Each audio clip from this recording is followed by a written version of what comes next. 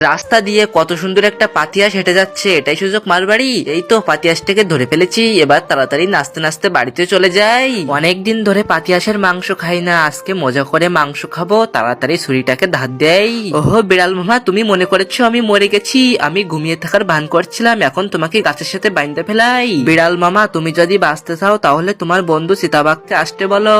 আরে চিতাবাঘ বন্ধু, তুমি কোথায়? তুমি তাড়াতাড়ি এসে আমাকে বাঁচিয়ে নাও। আরে আমার প্রাণের বিড়াল ভাগ্নে, তোর কোনো টেনশন করার দরকার নেই। আমি এক্ষুনি আমার মাইক্রো গাড়িতে করে এসে তোকে বাঁচিয়ে নিচ্ছি, তারপর ওই হাঁসটাকে মজা দেখিয়ে দেব।